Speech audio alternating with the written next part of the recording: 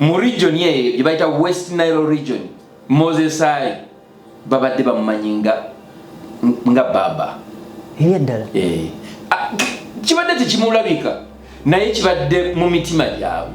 Wow. Abadde bayinza nti babadde bamusinza nga bwe basinza Katonda. Moses Ali yandibadde yagibwa dda mu public eye ku lw'ekitiibwa kye. Naye olw'okuba nti Museveni yakola endagaano era ndowooza oyinza okugamba nti mu ndagaano Museveni ze yakola n'abantu be yali nabo mu nsiko oba nga bakava mu nsiko, emu ku ndagaano Museveni gyasobodde okutuukiriza obulungi ye ya Moses Ali.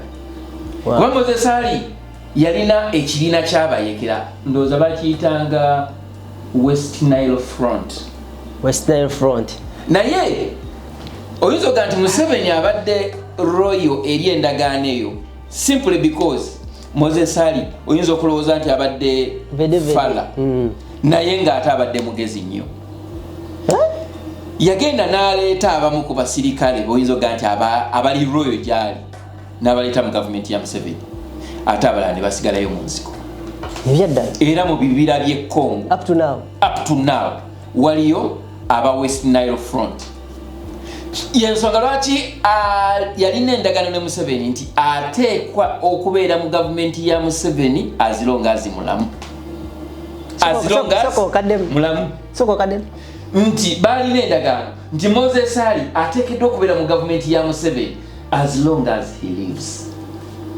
So okumulaba nga ali awo alinga omukka asika omusike kubadde Museveni mu ndagaano zonna zoyinza okugamba nti zaatuukiriza bukyanga abeera mu bukulembeze bwa Uganda eya Moses Ali agituukiriza ndowooza 100%.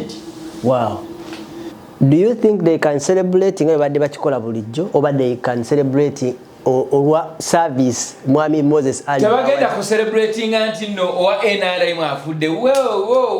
Sirowoozayo omuntu agenda kugamba nti no Moses Ali afudde ngenda kulya enkoko. I do not believe. Oba ne bw'obanga Museveni tomwagala otya, sirowoozayo Munnayuganda wa opposition nga nze wa Nuupu ayinza kusanyukira kufa kwa Moses Ali. Era bw'obanga gy'oli, shame upon you. I'm sorry to say, I'm sorry to disappoint. He has been an NRM ally, but he was not NRM. Okay. No, he was not NRM. Moses Ali yasayininga check eyaddiza abayindi bonna abagobwa mu Uganda nga balina mu properties babasasula sente zaabwe to zero through Bank of Uganda. Bapatero bonna tewali muyindi yava mu Uganda n'agenda India oba n'agenda mu buwanganguse nga yali alina ekizimbe e Kampala gwe bataasasula. Era ng'eyakola ekyo yali Moses Ali kuba mu kaseera kwe yali Minister wa Finance. Oba kitegeera? Era bino byogamba okutandika Uganda Air Cargo. Kubanga Uganda Air Cargo etandikira ku nnyonyi ezaaleeta ente ezo z'ayita nnusu Bulaaya ezaava e Canada ne zigenda e Uganda. Ente ezo ne zigenda kuzawandiisa government farms ng'abaana banywa amata nga bano ganti ku break mu kifo ky'okunywa obuugi obwaki ng'abaana banywa amata mu biseera bya Amini. Era Amini abaana b'amasomero ate olowooza yalisireka ku gundi ku faamu ye yasirika ku farms za government, different farms nga bawulira Njeru government farm eri waffe Kayunga gundi gyagala okubba Kayindo Tafiiri. Kati nga amasomero gagandi ganona amata ku makya ng'ate bagenda nga gavumenti erina okugatwala ku masomero amata. Abaana balina okusoma, balina okunywa amata. Naye Amini nga yali musajja mulungi. Tiyali bulungi, yali munnansi ng'ayagaliza ensi ye.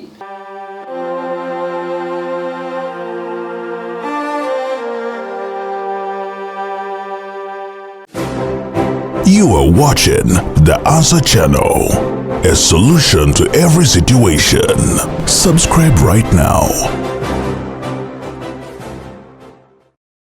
Oli muna Uganda wangalira mu diaspora, America, Canada, Australia, UK oba Germany. Ng'okola emirimu ebiri ku esatu, wabula nga tofuna kadde kawummula oba kwebaka. Naye nga tokyasobeddwa lwaki ssente z'olina ku akaunti yo tezeeyongerako? Toli wekka. Bangi ku ffe twava eka n'ebirooto eby'amaanyi. Wabula oluvannyuma ne twesanga tukolerera kusasula bills zokka. Tusuba okubeerako ne famire zaffe. Era nga tuwulira tetulina kye tuyinza kukola kukyusa mbeera eno. Wabula singa nkugamba nti waliwo enkola esinga. Waliwo enkola esinga eya franchise digital business ebaddewo okumala emyaka 5 mu gumu. Mu nsi yonna esobola okuyamba okukolera ewantu wonna kasita obeera ne laptop oba essimu ssaako ne wifi.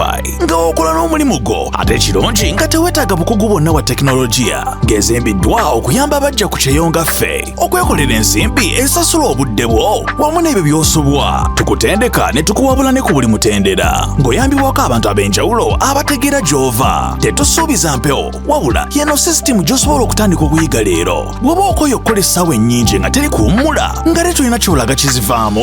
Nyiga mu linka eyo wansi okumanya ebisingawo okuba ku ssimu ya Gerard Seguya oba gwe mumanyi nga Kakalamu The Answer ku +1647 821 8189 oba kyalina omutimbagano www.g-viepena.com.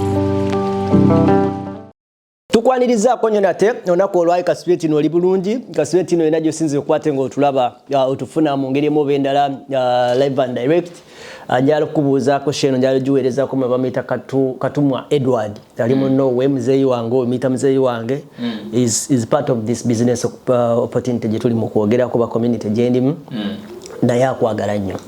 Ya kwagala nnyo era ali mu Norway era bulanga leero mugenda kwogerako ne mwami Matovu ayagala gwe ne bwana Kaye. Actually show nga bwe nziteekayo zonna eza buli weekend afuba okulaba nga nziteekayo bannange twalina omukutu ogutagenda byogere twatandika The Answer Channel nino labayo omuntu eyagenda mu maaso nga akozesa erinnya Uganda byogere ne kati ate that was a guy nali nkola naye nga nkola naye abeera mu kamera. Abantu bagenda ne balemeramu embeera ya wankiyite ku cramming ojjukira omukutu gw'ababizonto yali producer waabwe cameraman waabwe n'atwala kati gukola ki bane ekikulu nnyo n'osigala mu layini ya abantu bwe bakumanyira buli oyagala mpozi nga gwe wali obwongo naye bw'obanga obadde okola n'omuntu n'omuyisa bubi n'akuviira ne bw'oli bw'oyagala otya tolituula mu bigere ebyo n'ojyama. Abaana abo balina nze ba camera person nkozeeko nabo abasinga but ndabika nalirake abantu balinga babiri benali nkozeeko nabo nga nempulira nga bali wate omu namulekayo e Uganda omulala ndowooza yali Remy oyo nti asobola okubeerayo ne ku story gyayiiya nagiwa angu nayogera n'abantu nti ono tugende tukole noono. Remy Kampala yaliko mu line ya Remy kati yabiri mnewe yajja ono yabisoma yagana nabisoma so ndowooza bamu ku bantu bena limbaddeko nabo ngamba yes wow naye abantu abasinga wabafunanga nga oleeta mikwano gye nga naye wakola company yo nogamba mugana esagala abamu babeeranga ku TV ngugamanyi baba wasimayi gumu kitundu every day simanyi oleeta story bikinga so kuve mu ebyo jangu tukole nolabye ddala nga munno omujja mu mbeera eyokweyiya n'omuteeka mu mbeera gyewandiyise entegekere kati nga era bwe tuli waneeno kati nze akola ku kamera nze akola editing nze akola biki most of them nabaleetanga they don't know how to edit ng'ekyenjawulo kye ndowooza era nga bulaba wensituka nenga nenyiga nga kyekyokka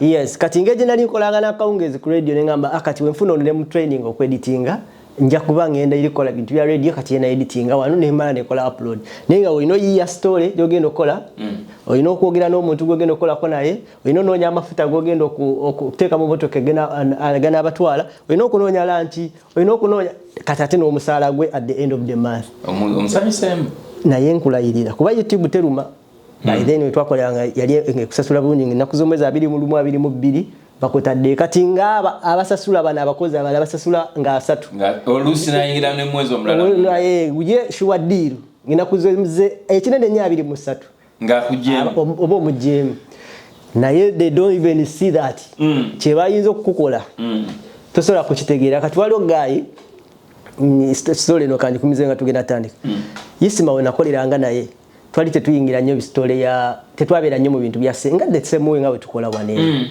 naye waliwo abantu nga mmwe bakaye Isima nti oba asobola okugumiikiriza nakola ekintu voluntarily nga takujjaako sente but the time woyingizaamu sente make sure nti otuukirize kyekintu okitegeera because abadde akikola nga takiriimu kati koleese make sure kibeerawo consistent kati nga nfuna client nga yagala ku sponsoringa ekive Bulaaya seeka kati seeka oyo nga Isima ngamba omusajja oyo agenda tusumbuwa oyo omusajja oyo tagenda tuwa sente bayaaya abo biki kikoze alabika ajja tuwa sente kati Isima yali alineyo simanyi gulu eyo gye bazungirange eyo byasima MK bikyeri by then akomawo nangamba gaya asose nalitayo emitwalo 5 wiki tie kali nagamba naye kakala musajja agenda tusuma wiki ejja tagenda kudda konze agenda kola ki agenda kudda wesigenze jukira wano tube ndi naawe tetuli mu sente katuyingiza mu sente omukwana we gutere guyinza okufa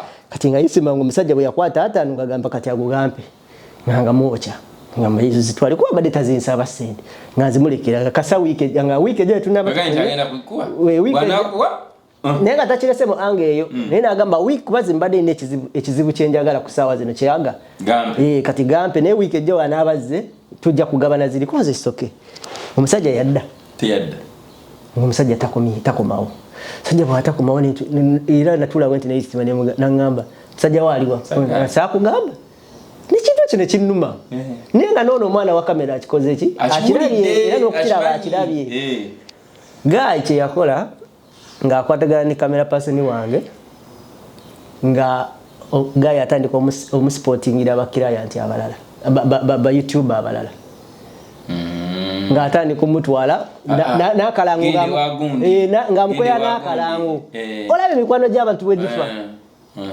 nga tomanyi kiki kyokoze kuwona omuntu nga tunulya gaine nga ono mwana asobola okukola kino ekintu nenzijukiramu ngeri gye namufuna nenzijukiramu ngeri gye tuze tutraining nenzijukiramu that moment we yaliwo nga ntaddeyo gundi nesiga oli guy omusajja n'atandika okutembeeya seeka ng'amuteeka walala kati ngende London ngenda okudda nga gutakulaba ali London nali South Africa kuba nali Dubai nno naawe otambudde ensi twali Dubai ndowooza oba ngenda okudda ng'abate ako kapati ako kesiriiwo kuba watambula nga emikutu gyo gifa ng'awe ogugwe gwakutembeya ba YouTuber guzeyo esaati empya akoze alabira ddala kati obulamu aguzeyo hufa munyo Monange ekintu ekyo kya breaking nnyo kyankola bubi nnyo ate why should this guy do this so era sali surprised nti era yo muntu omu yatambuza omukutu gwa Uganda byogere ng'akozesa logo yemu ng'akozesa n'erinnya lyerimu naye gwe takulina kuba gwe wali face wa Uganda byogere that is the most important thing so byebyo munange ebiseera ebisinga stories bwe tunagenda maaso yotwogera nja kunyumizanga stories ezikwatagana ku bantu engeri gye tuze tukolagana nabo ezimu za kuyiga by the way temukitwala bubi naye nga kiyamba nnyo kati ndi kunyumizaako ku muwala gwe bayita Zanny Brown Zanny Brown before during and after Zanny Brown yes before during and after ate simwogerako bubi kubanga mwagaliza nnyo lwansonga nti teriyo muzadde azaala mwana namwagaliza kufa oba namwagaliza kibi naye okimanyi nti nno twakola concert yafuuka muyaaye I don't remember the year naye okuva lwe twakola concert yafuuka muyaaye I think it was 2016 kuba nzijukira by that time nali nkolera wa Bishop Kiganda 16-17 okuva lwe twakola concert yeyo taddanga mukola concert endala ate nga music tamuvangamu do you know why nange simanyi ekyo kibayita nga banoga nti omuntu azimba omuntu oba kibayita omuntu okutegeera omuntu nze nyina abantu balinga basatu bena influencing okukola concerts nga concerts ze twasooka okukola ze zasembayo mu bulamu bwawe nga beetengeredde naye nga lwaki naba pushinganga nti it is possible. Omuye omukyala bamita Joanita Muganga Kawalya concert yesooka mu Club Obligato namugamba mami anti twaberanga naye mu bine bya HIV mwana ne emikwano bangi bajomayi bajja kuwa ku sente kolayo ka concert nangamba tofu ebintu ebyo mbitya pressure ne tutambula nakola concert ku Obligato enkadde eri eyo mu industry area. She was so happy yasanyukanaga sikikolangako sikirowozangako naye gwe badde okimanyi nti concert ye it was my own like nga onoga nti initiative kakitwale bwenti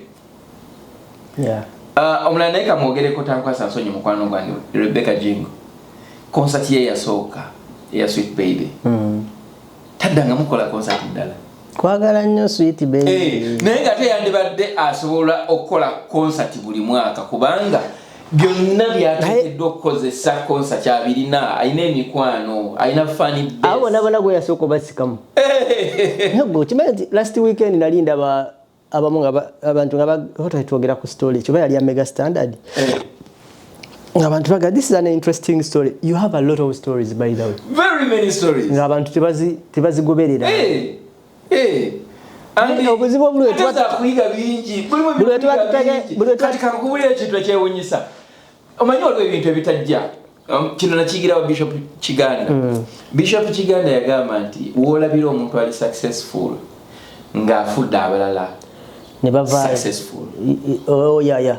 Kakala bw'obanga oyagala okumanya nti oli successful in life wateeka okubeerayo omuntu ali obulungi kulwa nga gwe kati e Kampala Uganda bw'onoonya abantu abakanika drone ze bayita drone zino ze bakozesa abaana nga bashooting oyinza okwesanga nga kumanya limu 2 3 kuliko erinnya limu erisinga okubeera very popular sijja byogera wano naye nga omwana oyo okuyiga okunyiga peesa lya laptop oba computer yabiyigira mu office yange nga ne kimu avudde mu contact akoze projects empitirivu obunene era bwe nali ngenda byokwanjula asikwanjula mukukyalira mukyala wange brother wange kamwogere kuba mita Yahaya yakwata miliyoni ya sente n'agimpa nangamba baaba nze byonna byenda mpita baaba nangamba buli kyendi kyonna it is because of you nakwata akakadde ka sente n'akampa okitegeera waliwo abalala bampa sente Bishop Kiganda naye yampa sente ndowooza oba naye yampa kakadde oba yampa obukadde bubiri sijjukira. He's a good man. Nze bye bayogeranga ku Bishop Kiganda busimanyi atasasula bikinze ebyo siriwuliranga nako ebbanga lye nakolanga naye ebbanga lyonna namala naye ndowooza emyaka ng'egi 2 naye nze sirina lunaku lwe nagamba nti no omwezi gutuuse nesifuna sente ate nga Bishop Kiganda alifani omanyi twakolanga program naye wa Bishop Kiganda nga tulina program bagiyitanga weddemu eweddemu yali y'amaanyi nnyo naye nga muyinza okukola program n'asanyuka naga program ya leero ebadde ennungi nakwata $10 n'azikuwa nga si musaala oba nakwata $20 oba nakwata $5 nagamba to webale kukola nange kati olusi bamwogerangako tasafula takola biki kale nze namulinamu omukisa naye kyendowooza abasumba nakolerako omu bamuyita Musumba Deo Semakula wali omubanja kati yakola ekintu abantu tebatatera kukola Musumba Deo yatukwasa ennyumba ezimu ku nnyumba ze nansuula natuwa ennyumba zirimu ebisenge 2 ng'ennyumba bwogimanyi mukikomera nagamba yiyo beera genda webake kati ebbanga lyenna litwabeera wa Musumba ng'era osobola ogenda mu office n'akuwokya byakwokyezaayo naye ekyo kye yakola nga talingiza na nnyumba ng'osala ogiteekamu omupangisa n'oyitamu bino ebintu bye bagamba abantu bye batasobola kumanya ebbanga lyonna nze manyini yakeera ku makya ne mugamba nvudde one teyangobako mu nnyumba twalimu ne divorce Devotion matu bamita devotion. Devotion naye nagenda mu kikomera kye kimu nange nenvaamu naye nga osobola n'okusinzira ne sula flexible waliwo gweta sula flexible naye ayinamu omuzigo kati olaba nze omusajja gweta Bishop Kigani ate sula yateramu ddala okanso okumala ebbanga bye yanfunamu bitono nnyo okusinga bujingo bye yanfunamu naye ate mu bulamu bwange nze siwaayiriza Pastor Rosias Bujingo tugatta erinnya nze simuwaayiriza sijjukirako olunaku lwe yali akutte emitwalo 20 n'agimpa sure nanga nti matovu genda obeewo aga 200,000 actually kajibeere 10 nayoga nti akutte emitwalo 10 giijo genda weeyagala oba genda ogulira abaana omugaati naye ng'ate ye yanfunamu bingi nnyo naye oli omulala gwe nakola naye n'oluvannyuma ng'ate nkoze n'omuntu eyali enemy we ate yandera nnyo nanjagala nnyo ate nandabula nnyo nandaga ebintu bingi nnyo ate ono ye oluusi yakuganga yeegi era nga tegisukkawo 3 gyakatogo kasayamanya nawumirwanga nnyo akatogo genda oli akatogo naye ate nga oluusi manyi nozigana nga akaleero ndi bulungi nigwe kati nze kakunyumizayo kano nga tetunataleka program okimanyi nga tukola New City Supermarket bosi wange oyo Ambrose Lwangoga nagamba yanzikirizangamu nnyo yangamba ayagala nkolere office ng'omwana bw'aba akoze omusango mbeera mu office yange bwenti n'atuuka n'akankana bw'ati n'amanya nti manager agenda kungoba kuba nze nali general manager wa New City Supermarket kakati nagamba ngenda kugulira emmotoka nkolere office nemugamba muzeeyi saagala ongulire emmotoka ne office gyagala okunkolera sijagala nze bino bya supermarket sibimanyi njagala biga njagala bitegeera abasajja abakiga balonda bulonzi muntu from obuzibu bwa supermarket obusinga buli luddawa challenges ezinga nagamba okusinga bakasitoma batawaanya nnyo ayinza okugula ekintu nekitakola kati customer care gundi awo wansi nemugana nti awe wajja okubira office yagwa ovuddeyo nali mmaze okufuluma ate naresigninga nze nakola bannange sitole nyina nyingi kati kakweta kalamu ekyokuyiga twafuna abasaba emirimu ku New City Supermarket abasoba mu 15,000 ng'egenda okuggulawo twalina ebisawo ebya applications ebisukka mu 10 nga bijjudde applications ebisawo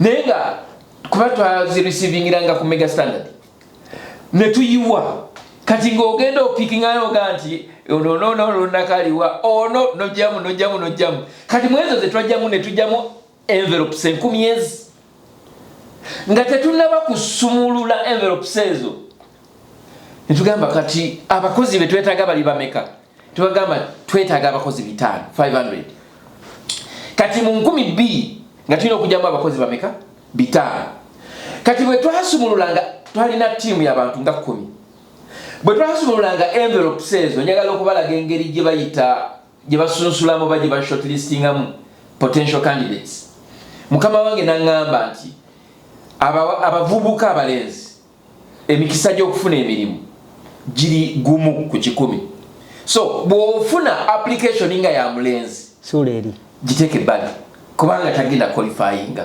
abalenzi beera alina okukozesa yali abakozesa abajja mu kyalo abakiga ab'amaanyi kati nga tasobola kubajja mu bano obategeera kuba bali babyakusitula kati nagamba abawala bw'aba ayina degree nkomuwulira diploma muteeke ki ebbali kubanga gino emirimu gy'abamufuna mpola atandika kupangisa ogenda muwa 3 tosobola kukwata 3 nogiwa omwana alina degree omusajja oli yali teyasoma nnyo naye ng'alina kye common sense ng'akimanyi nti bw'anaakwata omuntu eyasoma n'amuteeka mu masa agenda kumufuukira ekizibu olete because ate ng'amasa okutereeza n'okumanya date ya manufacturing gondi ya product tebiitagisa nnyo rocket science kati netugenda nga tushortlistinga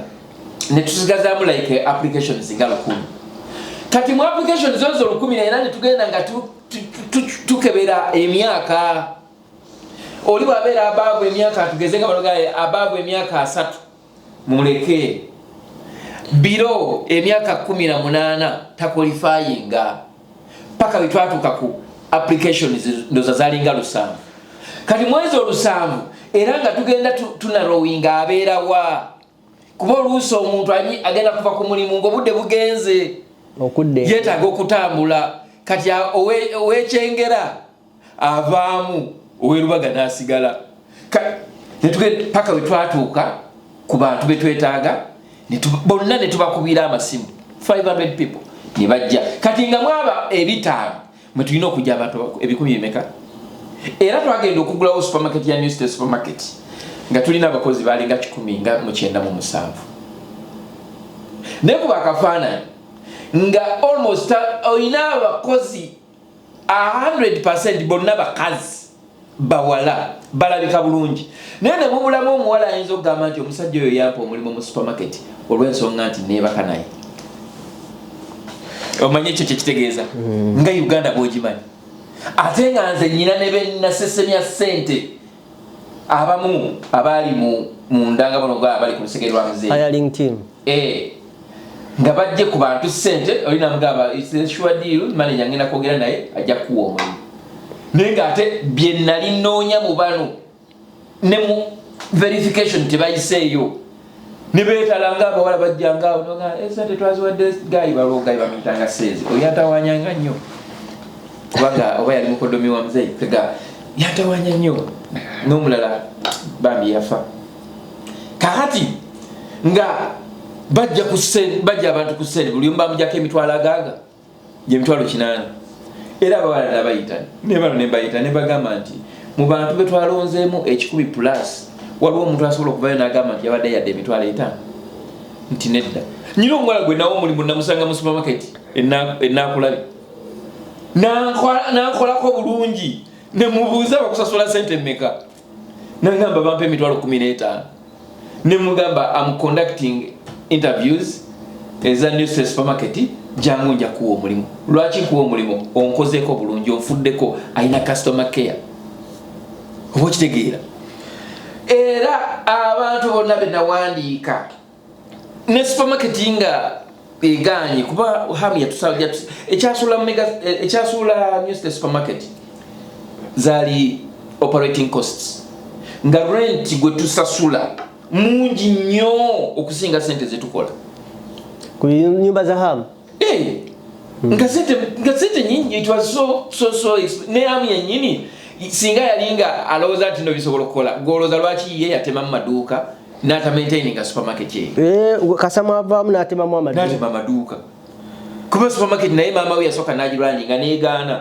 nga rent tasobola kuvaayo gwokimanyi tino olunaku lwe twakolanga sente ntono twakolanga miliyoni ngaana edde ninga lunaku nga mukola miliyoni 12 kati hamu nga yasikameka hamu oba kusooka yalinga zalinga miliyoni nga mu 3 mu something rent omwezi kisoboka naawe kisente nyingi nnyo naawe izali nyingi miliyoni 3 omwezi rent yali ategedde nti baba kiga ndowooza rent twakolanga sente nga balugamba nti kalwa buli we mukola miliyoni 10 nga mu 5 olunaku mubeerako n'amagoba ga miliyoni nga 2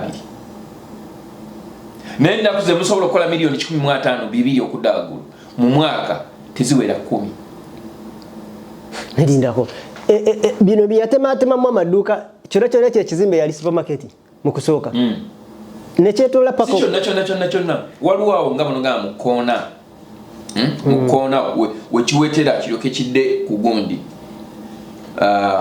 gwe miliyoni 3 ozimanyi nga nazisalako naye era nga tezivaayo munansonyi okwogera ebyamabeewa kama neguwataliika program Kale bannange olwaleero no bwetwe tutandise baganda baffe abali banoonya option abali wakati mu kuwumbuza about the business opportunity gyennangako bagita digital franchise business egezaako kubatenga ekuwa options okubatenga okola anywhere the world gyosobola okubatenga osinzira ddala bali mu North America bali mu Europe opportunity nekyasobola okubatenga ekuyamba nga ogenda ye bambuuzizza mwami Edward yambuuza nga nti bwana Matovu kiki ye nga takola business atula bwati mu ntebe nawuliriza ye nga tannabatandika gikola nemugamba agiraba ne cheke bwe yajjanga nga azirengira naye angamba ye taking a step by step. And another thing ekintu kino tekiri all about convincing friends and family. Ekintu kino kiri all about letting some people to do their decision at the right time.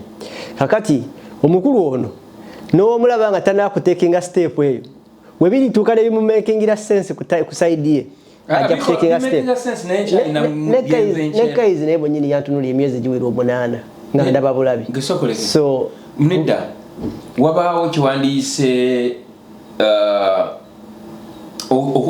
okwasaganyiza ebingi nkyalina byenkwasaganyiza so www.g-vpn.com gwe mukutu gogenda okutuukako bwomala okutuukako bajja kuwa kyebayita free webinar training bwomala okuwa free webinar training ojja kuba ate ng'olaba how people we batandika mu this business we beatinga skepticism we beatinga everything okusobola okubatenga finally bagamba yes. So bw'onaalaba ekinolaba nga kirizo neetinze naawe that's how you take another step eya $149 $149 size sente zitandika business eno but literally it's kuyamba kukola due diligence process babera bakunyonyola the company jetukola nayo franchise bakunyonyola the compensation plan bakunyonyola the marketing strategy ne bakunyonyola community members everything ne baso kwate bachikwana lookingira still owulira nga doesn't make sense what resonating nawe you ask that money back ne zikudira within 30 days. So literally balinga abakuwa free information but babera bagala filtering abantu abali serious dala kitufu nga balina kibanoonya yeso bakibagamba nti you pay $149 ne bakwana lookingira everything bamalo bikwana lookingira awo na wono so kwate ngo nkubira nga bombuzaako kino sikitegedde kino sikitegedde nebera nga kuyisamu singa kiba kimakinze sense obo genda kukola ne coach agezeko kwate nga kwa strategy ngeri gibatandika mu business eno kumitendere gyenjawulo era no kwa decision nti according kunze nga munyonyodde kino ze zino zengendo sobola tandika nazo era mu mbuli ekiddako so bwe kitambula etambula mu mitendere 3 ogusooka gwa free webinar training baklight first due diligence process then the final step yebeera eya officially starting the business we unlocking the training eyo kwatenge tandika business eno. So bwe tuli abali mu North America n'abali mu Europe specifically so far bibikyali era bwe tukyatambula nabo www.g-vpn.com gwe mukutu gogenda okubatenga onoonya osobola okubatenga otufuna wetujjidde olunaku olwaleero nga tulina amawulire ag'ennaku agatutuuseeko g'omwami omu ku long serving minister ndowooza mu governments ez'enjawulo okuviira ddala mu mirembe gy'Amini ndowooza omukulu Moses Ali asinzira mu mambuka eyo.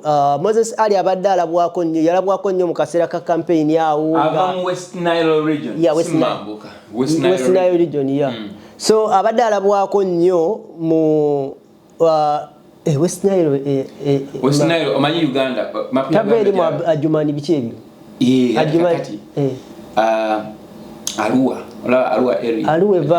Arua eva kene waffe mu north jawandise up north yandibadde Gulu Kitugum Lila Patel kati yali mu area eyo jawandise West Nile region ekona paka Sudan olaba River Nile ejja bweti nekira kati erina east and west north south ebeera Lake Victoria weyo yekwata akakundi eyo abadde superstar nga tagambwako abadde nga bwolaba kabaka wa Buganda bwali mu Buganda sure mu region eyo gye bayita West Nile region Moses Ali babadde bamumanyi nga baba eyaddala kibadde tekimulabika naye kibadde mu mitima gyabwe abadde bayinza nti babadde bamusinza nga bwe basinza Katonda. Moses Ali mu Moses Ali nga bwe mbadde mu mulabira nga ali by the time Moses Ali wafiridde yandibadde yagibwa dda mu public eye ku lw'ekitiibwa kye naye olw'okuba nti Museveni yakola endagaano era ndowooza oyinza okugamba nti mu ndagaano Museveni ze yakola n'abantu be yali nabo mu nsiko oba nga bakava mu nsiko emu ku ndagaano Museveni gyasobodde okutuukiriza obulungi ye ya Moses Ali. Kuba Moses Ali yalina ekibiina ky'abayekera ndowooza bakiyitanga West Nile Front. Naye oyinza okugamba nti Museveni abadde royal eri endagaano eyo simply because Moses Ali oyinza okulowooza nti abadde fala naye ng'ate abadde mugezi nnyo. Yagenda n'aleeta abamu ku basirikale oyinza okugamba nti abali royal gyali n'abaleeta mu gavumenti ya Museveni ate abalala ne basigalayo mu nsiko era mu bibira by'e Congo up to now waliyo aba West Nile Front. Yensonga lwaki yalina endagaano ne Museveni nti ateekwa okubeera mu gavumenti ya Museveni azilonga azimulamu nti balina endagaano nti Moses Ali ateekeddwa okubeera mu gavumenti ya Museveni as long as he lives. So okumulaba nga ali awo alinga omukka asika omusike kubadde Museveni mu ndagaano zonna zoyinza okugamba nti zaatuukiriza bukyanga abeera mu bukulembeze bwa Uganda eya Moses Ali agituukiriza ndowooza 100%. Naye nga Moses Ali naye yali mugezi yamanya nti ono gwe nkolagana naye oba gwe nyingidde naye mu ndagaano teyeesigwa sisobola mugirayo all my amare nenjimutera mu maaso awo yasigazaayo era olwo ababadde mu bibira by'e Congo ate Sudan mpuye bali basooka mugamba mu Sudan ebyobuzaale bwe babiki kuba n'amini yennyini bakugamba ayinamu omusayi gw'Abasudani kuba nawulirakawo nga bagamba nti obwana mukulu ono obutuufu yali alina kubeera eri bwabafaanana okufaako obufi against all odds kati twogere kubanga abadde minisita wa Uganda for a long time. Ne President Museveni naye yennyini tukimanyi nti nno si Munnayuganda ate naye takyegaana kubanga ne bwe yali mu interviews zasooka ezo yagamba nti okay nalimba ezimu ku nsobi ze nakola kugamba abantu nti ndi munyankole naye nga ndi munyarwanda kwekyo nalimba naye kikyamu kyokubeera nga oli munyarwanda naye nga ate okubeera omunyarwanda Museveni we yafuukira president wa Uganda yali tasobola kufuuka president kyobula nti nno eggwanga ly'abanyarwanda oba bannarwanda lyakukusibwa ne liteekebwa mu constitution ya Uganda ng'erimu ku mawanga mu Uganda ekyo ekyaleetera n'abamu ku babaka ba Buganda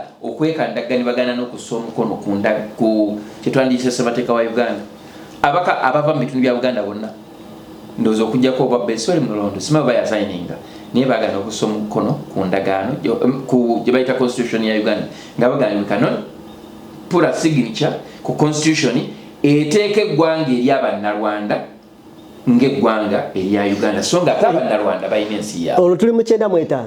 Yes. Buli mawanga babatuuka ne babagamba musayininge. Uganda erina amawanga oba tugaye nti Uganda originally ekolebwa zewandiise regions 10 ate nga buli region erina olulimi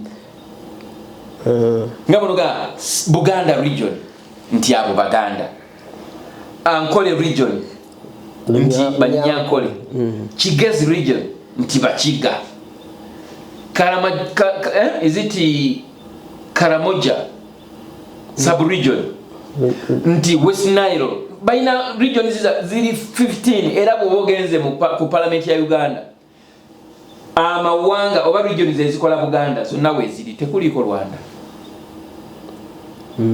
Bakikukusa ngabo manyi Museveni nti buli kimu kyayagala okukola legitimately akiisa mu parliament ababaka ba parliament abatalina amagezi ne bawoza nebagamba nti kyayise mu parliament so it is illegal. So nina story gye nalabako gye nagoberera nnyo Idi Amin Dada waliwo story ginawulirako gye bagamba nti Idi we yali aleeta ente wano oba enzungu omuntu gwe bawa assignment okutikka ennyonyi okuzijja oba bazijja Bungereza oba bazijja ente ezo no bazigula Canada bazigula wano ze batikanga ne bazitwala eri ezivaamu bamulambuza ente mu za government bamulambuza ente n'omugaa nti eyo ente ogikama ne baamu liita oba zaali liita meka oba 2 ezo nekapala zivaamu bamugamba tuli ku biseera bya dda myaka gya 7 kyetwogerako ente ya wano waliwo ente gye basobola okukama ndowooza neevaamu liita nga 50 I stand to be corrected even in more okitegeera bwe yakiraba n'agamba nti nzeetaaga Uganda kyetaagisa ki oyo omusajja gwe bayita Moses Ali mu biseera bya Amin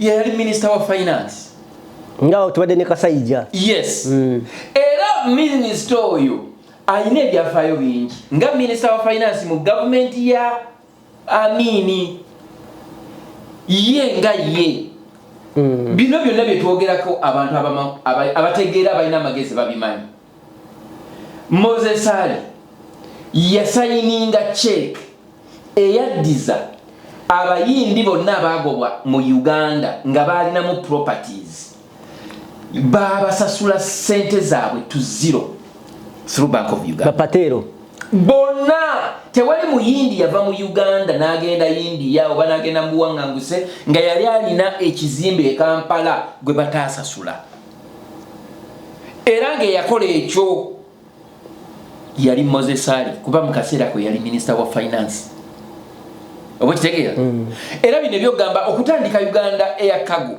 kubanga Uganda Air Cargo etandikira ku nnyonyi ezaaleeta ente ezo zobayita nusu Bulaaya ezaava e Canada nezigenda e Uganda ente ezo nezigenda kuzawandiise government farms ng'abaana banywa amata nga bano ganti ku break mu kifo ky'okunywa obuugi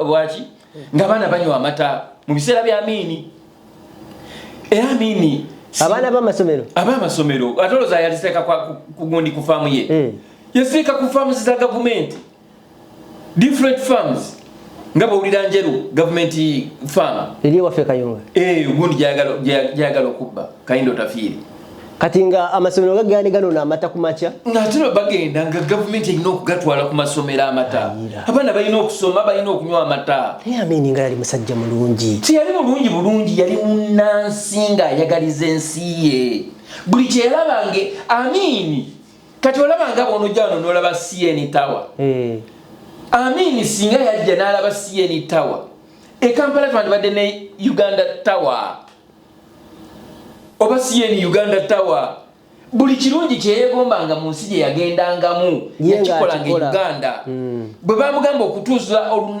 olukiiko lwa OAU yabuuza kyetaagisa ki kubaali balulimu eri gye baali awo nawona Moses Ali mwali mu kintu gambye anti Amini government ye teyalina parliamenti kati Moses Ali lwaki yatukotogira ate najjeno n'atabaako na kyakola mu bano ate nga yaveeringa yali ategeeringira emirimu ate bano baagala okukola Uganda balooza baagala ekulaakulanye bo bano beekulaakulanya bokka ng'abantu Moses Ali yatanga ssente mu bintu ebigasa bannayuganda on orders of the president president bwagamba nti oluguudo lukolebwe kakalaamu ne bwe kiba kyeta kati nze kankubuulire oba obaddeko wano nze waliwo enkolera baali bakola junction eyo nga bagiza nga mumanyi construction yawo nateggwayo ne bajja ne bagamba nti nga balina okujjako kolokotako kolasi mu junction almost like half a kilometer on all not half a kilometer quarter kilometer it is a junction Ninga balina okusala kolasi this side the other side the other side the other side because it is a major intersection Blue and Spadina ne bajja ne batugamba nti it will take us 14 days okukola ekintu ekyo naye nga singa ekintu ekyo kyali Uganda kyali tuto omwaka mulamba 14 days batugamba 14 days bakikolera in 11 days nga bamaliriza nga bavuddewo kakati Uganda singa Museveni agamba nti ayagala oluguudo oluva wano bai ekatwe okutuuka ewasudiriye munyonyo bayita munyonyo Salama Road singa agamba nti oluguudo luteekeddwa okukolebwa mu mwezi gumu lugwe kisoboka. That one I can assure you. Naye bo bakimanyi nti the more you slow Ugandans the more they become complacent. Bulijjo okoma okubaluyisaawo okufuna kye balina okufuna gye bakoma okumanyiira embeera embi. Ne baje ebyaffe bwe bityo kyovula ati nno okwekalakaasa kw'Abannayuganda kwe twetaaga kyovula nze ngamba nti byonna Muhoozi byakola nze mbiwagira. Bonna babadde batanyiize basobole okufuna okunyiiga, basobole okufuna okwemalirira, basobole okufuna okwevaamu bagambe nti enough is enough. Amini byonna bye yakolera Bannayuganda teyabikola ng'abikola ku lulwe ng'omuntu. Amini yagenda okuva mu bukulembeze bwa Uganda nga talina yadde ssente ya mwewa musolo neegi jabbye. Mukazi we nayogerako naye, mukazi we alabika yafuna stroke, yali mu ddwaliro, nali mukolako interview. Waye bamuyita bamitani Mariam Amina yali awo mu ddwaliro awo saidize Namuwongo awo naye njala mukolako interview nagana nina stroke ne tubaako kye twogera. So yagamba omusajja teyagenda ko yadde n'ekikumi. Amini yava ewa Gaddafi ng'ekonomi yembi bamuganye okutunda kuba bamuteekako kyewandiise embago nga takkirizibwa kusuubulagana n'amawanga malala. N'agenda ewa mukwano ge Gaddafi n'amugamba nyamba. Gaddafi n'amugamba okay. N'amuwa ebisawo bya ssente byesobola kugaa nti mwalimu ssente zenkanawo ndoozi ebisawo byali bisatu. Kale ne bagenda ne babituusiza ewaka n'akubira minisita we wa finance Moses Ali jangu ono ne ssente zino oziteeke mu Bank of Uganda. Kati mukyala we n'amugamba tusigazeeko kimu. N'agamba nedda zino ssente z'Abannayuganda bali bubi zonna ne zikwatibwa ne zitwalibwa mu government coffers. That is the man gwe baalinga bagamba. Era ne Museveni nze kyemwagalako kiri ekintu eki. Museveni abadde honest obulamu bwe bwonna lwakuba Bannayuganda be babadde batamutegeera. Ayina olunaku lwe yavayo n'agamba nti tetwalwanyisa Amini lwakuba nti no gavumenti ye yali etta abantu. Naga nti mu buli ngeri ye Amini twalina okumugyawo. Naye kati nze asobola okusoma ebitawandiikiddwa nsobola okugamba nti kiki Museveni kye baali bagenderera okugyawo Amini. Museveni ekyagisaawo Amini n'okumulwanyisa mu mbeera yonna. Amini yali munnansi ayagala ensi ye ng'ate ayagala Bannayuganda bonna babeere balungi babeere basanyufu. Kati ate Museveni teyali munnansi ng'ayagala kuwamba ensi abagwira basobole okuyingira mu nsi eyo bagiwambe. Ontegedde bulungi? Ya kati mbadde nsaba tuddeyo wa Moses Ali. Bannayuganda ku ssaawa do you think they can celebrate nga badde bakikola bulijjo oba they can celebrate olwa service mwami Moses Ali? Tebagenda ku celebrating anti no owa NRM afudde. We sirowoozayo omuntu agenda kugamba nti no Moses Ali afudde ngenda kulya enkoko. I do not believe oba ne bw'obanga Museveni tomwagala otya sirowoozayo Munnayuganda wa opposition nganze wa Nuupu ayinza kusanyukira kufa kwa Moses Ali. Era bw'obanga gy'oli shame upon you. I'm sorry to say, I'm sorry to disappoint. He has been an NRM ally, but he was not NRM. Okay. No, he was not NRM. He was working, he was in a cooperation agreement. Okay? Nkugambye abasirikale ba Amini, rather abasirikale ba Moses Ali oba bayekera abadwanise Uganda West Nile Front, something like that. Abamu bakyaliyo mu nsiko nga bagala okujjako Museveni kubanga tebakkiriziganya naye bamugamba nti oyo omusajja simwesimbu okitegeera. Era oyinza okulaba another cooperation agreement between them and Museveni. Ne balakira mutabani waabwe bafunye amudira mu bigere.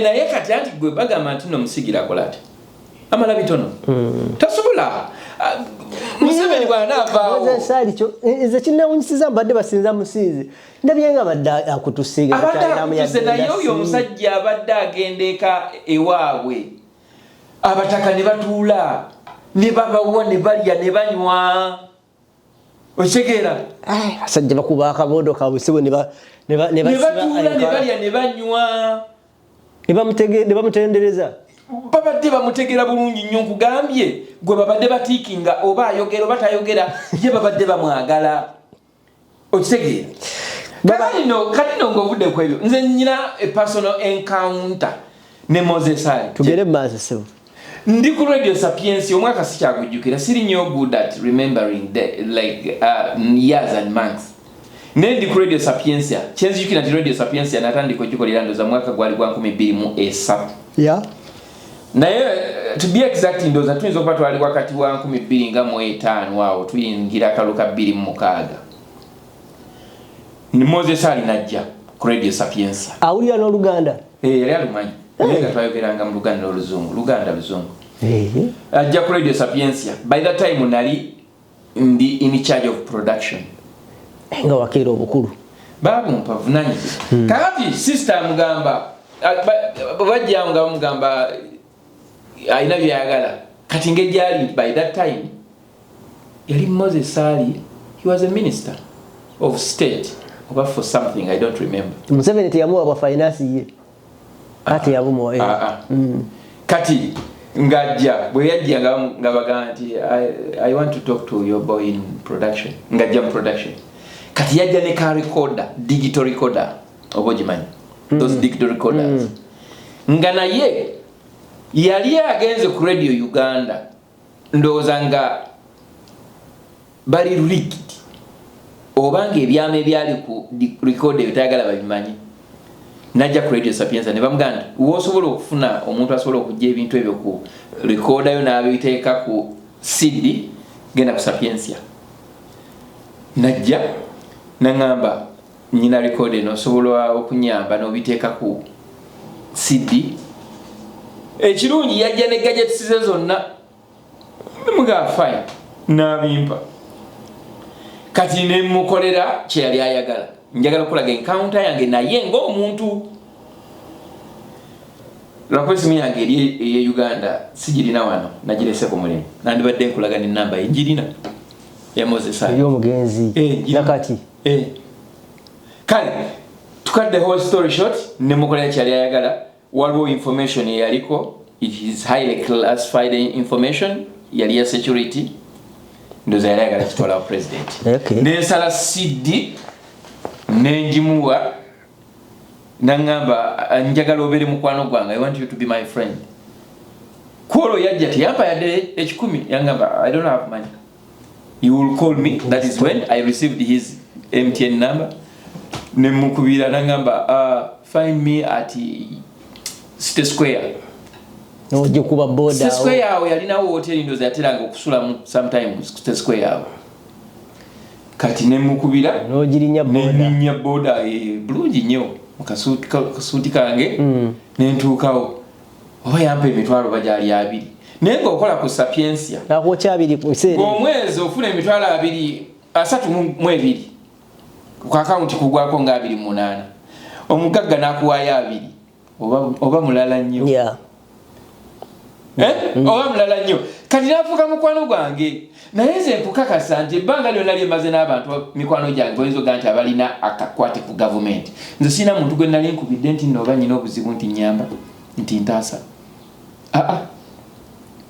tewali I don't use big names to overcome my challenges naye nga he is one of the people nga nina essimu ye nga alina essimu yange nga bwe mukubira asobola okumanya nti Matovu Sapiensia Sapiensia boy how are you kati bwe twakoleranga ku Baba TV emanyi wa Baba TV we wali amakage wana ntinda ebugulu ntinda asula emanyi wa Baba TV era obugundi bubaddewo like bu unipoti bw'abasirikale Musajja nga yayigira mu kibuga wakati naye akulidde mu so nze sirowooza yo omuntu asobola kucelebratinga kufa kwa General Moses Ali because he was a peaceful man. He was not nange mutima gwange sikiwulira. He was not a man who was like mocking opposition. He was just a man who minded his own business. I remember naku Betty Nambozi we again n'agamba nti bo baagala balondeyo speaker yali speaker by then tegwali mu second we agala secondinga agenda okusirika atule yeetulirawo nga Moses Ali najja n'agamba nti nebaza olw'okubeera nti mu kaseera kano mukyandowoozaako nti mbeera kawo mwawusi ne it's a no for me. That is him.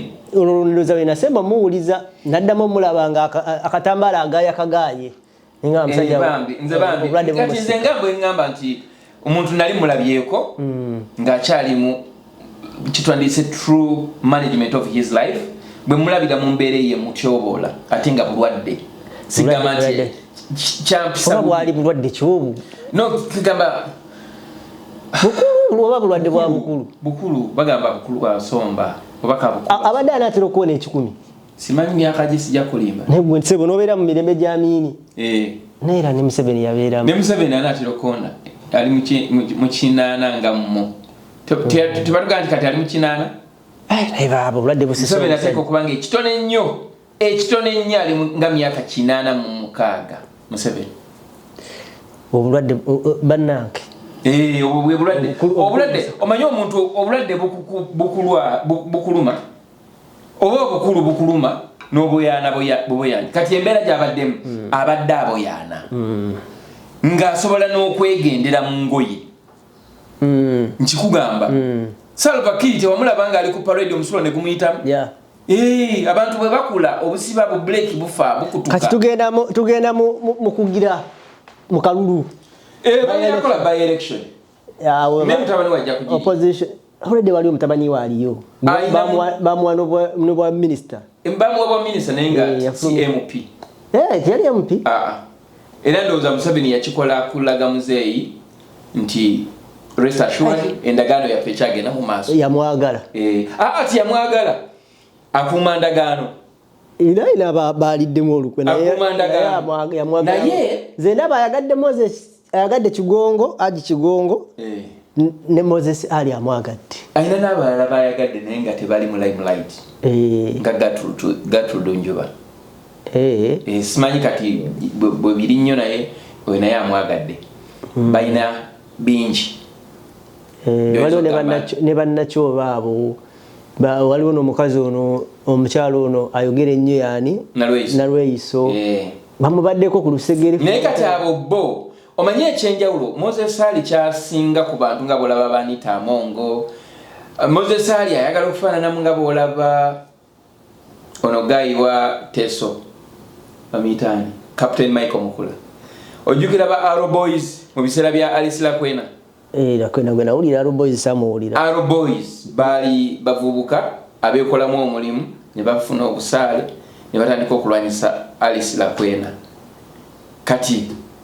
Museveni era nabo lwakuba nti abo bo tebaali mu kununula Uganda mu 86 bo bajja luvannyuma nga balwanyisa abaali balwanyisa NRM ne bafunawo bargaining power Mukula nafunawo kiwanise bargaining power kati Mukula yajja ne ba Arrow Boys Mukula ina ba Arrow Boys bwati bwe yafuuka captain oba yali captain wa Nnyonyi yali captain wa Nnyonyi Museveni agenda okuwamba nga Mukula ina Nnyonyi Mukula has never been poor mu government ya Museveni actually government ya Museveni eyinza okubanga emwongeddeko okubeera omwavu kubanga ne operation z'ennyonyi ye mu Uganda gyawagire ennyo Museveni gwawagire ennyo yazijja mu Uganda nazitwala Kenya nga bamulemesezza mu government gyayagale eyo ye government ya Uganda eya Museveni nalaba mutabani we bali bamuwadde obutwa ali yesu naye kati abonza kati abantu nga Mukula sibakwatirwa kisa ku kyonna ekimutuukako nze nkiyita kama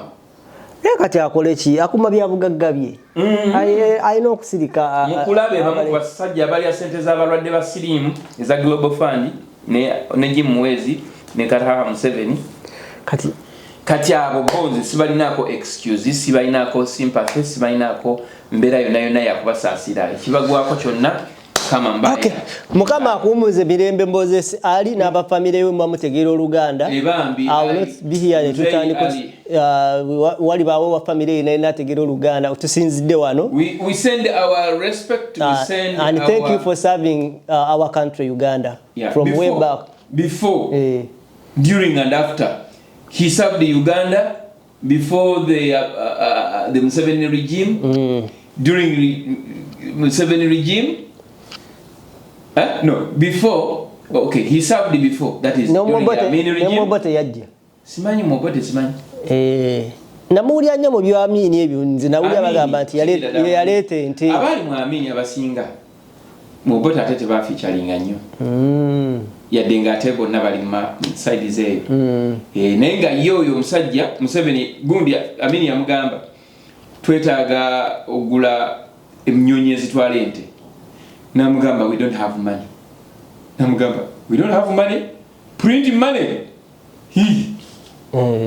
Oyinza otugamba nti no gwe Minister of Finance nga tetulina ssente. Okay. So awo nga tuvuddewo njala tuddukeko katono nabadde ndaba mu kooti nga baleese Erias Lukwago. Nga abasajja bayunzi balukwaga emisango. Muganda wange ng'olabye ddala tebalina bagiwonera. Waliwo omusajja gwe boogerako bamuyita Edda Simanyi Andrew William muzungu.